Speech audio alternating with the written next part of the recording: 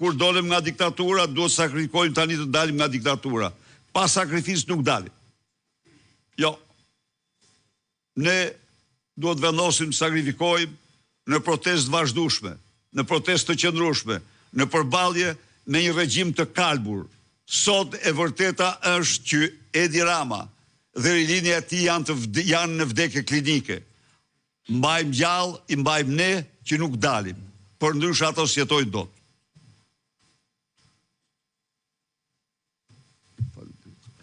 Faleminderit ju. Po, vazhdojmë te Liçaj, zoti Pano, ju lutem. Po, okej. Ti përdorim 2 minuta tona, zoti.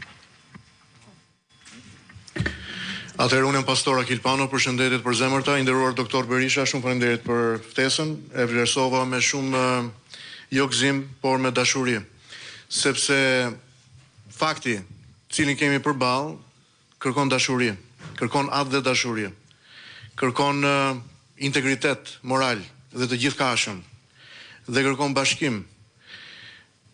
Është duke ra borë në Shqipëri. Bora është e bukur për ne që jemi në Tiranë, por imagjinoni njerëzit që jetojnë në vende ku bora është kërcënuese. Flokët e borës veç janë gjëja më e bukur të shohësh, por në të njëjtën kohë dhe gjëja më e brisht. Nëse qëndron një flok bore në vete, shkrihet lehtësisht, humbet ekzistencën e vet. Por ky flok bore nëse bashkohet me flokët e tjerë të borës, mund të shndrohet në një ortek të jashtëzakonshëm. E pra, kam përshtypjen se për këtë ortek duhet flasim. Zgjidhjen për Shqipërinë. Regjimi aktualisht sot ka vendosur të gjitha tentakulat e veta në të gjithë dimensionet e ekonomisë, sistemit drejtësisë, politikës, qeverisjes. Qeveria nuk po qeveris vendin, shteti është në rënje të lirë, për shkak të ligjeve që nuk do t'i përmend në thellësi, doktor Berisha sapo e bëri. Kjo majorancë qeverisë ka humb legitimitetin e saj sepse është votuar nga populli, po e marrim të mirë qenë votën e popullit për një moment. Nëse është votuar nga populli, është votuar për të miratuar në Parlamentin e Shqipërisë ligje për popullin dhe jo kundra interesave të popullit. E pra ligji i barazisë gjinore nuk flet për barazi, flet për shkatrimin e familjes, flet për pezullimin e lirisë, flet për censur, flet për kthimin tek ligji i agitacion propagandë. Flet për rrëmbimin e kulturës tonë, traditës. Flet për nëse kemi të bëjmë deri tani me rrëmbim pronash publike, të dhënura tek të ashtuquajturit investitor strategjik, ky ligj emeton rrëmbimin e fëmijëve. Rrëmbimin e familjes. Koalicioni Shqiptar për Familjes dhe Jetës e ka quar kërkesën e saj në gjykatë kushtetuese për së pari pezullimin e menjëhershëm të ligjit dhe të efekteve të ligjit, deri në vendimin e dytë, që ne kemi kërkuar shfuqizimin e këtij ligji dhe aktualisht tani në këto momente, në gjykatën kushtetuese është duke hedhur short mbi kërkesën e koalicionit shqiptar për shfuqizimin e këtij ligji.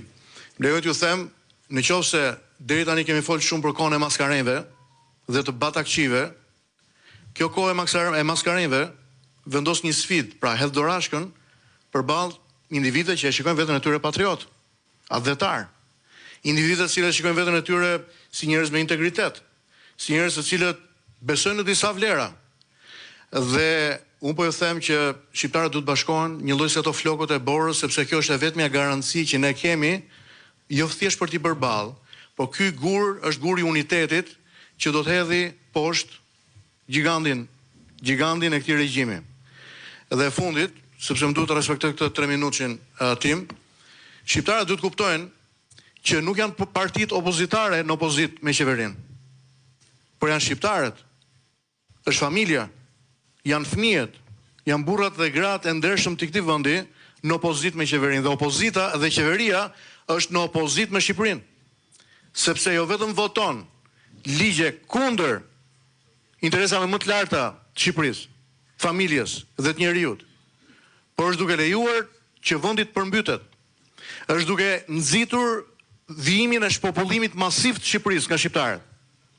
Ndaj ne duhet bëhemi bashkë. Unë kam deklaruar disa vite më parë që e dua Berishën, edhe sot dua ta rideklaroj edhe një herë këtë, edhe për faktin e luftës së tij epokale përballë këtij regjimi.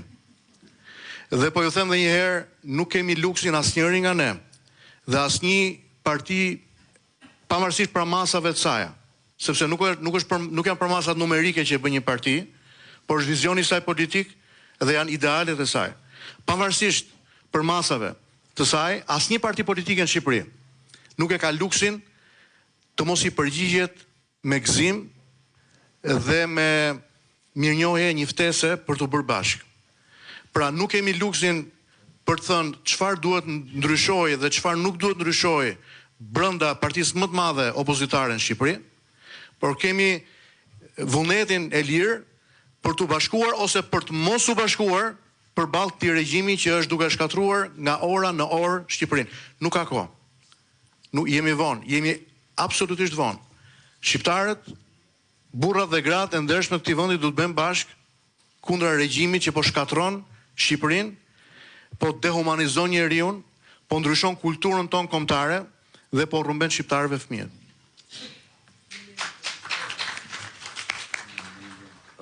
Para njerë shumë përullisisht do e kërkoja të paktën mua të mos më thrisi shoqëri civile, sepse nga shoqëria civile ka alë dhe Oma e Zeqës si plegërimi a maja tha në Surreli 3 orë dhe për vitri.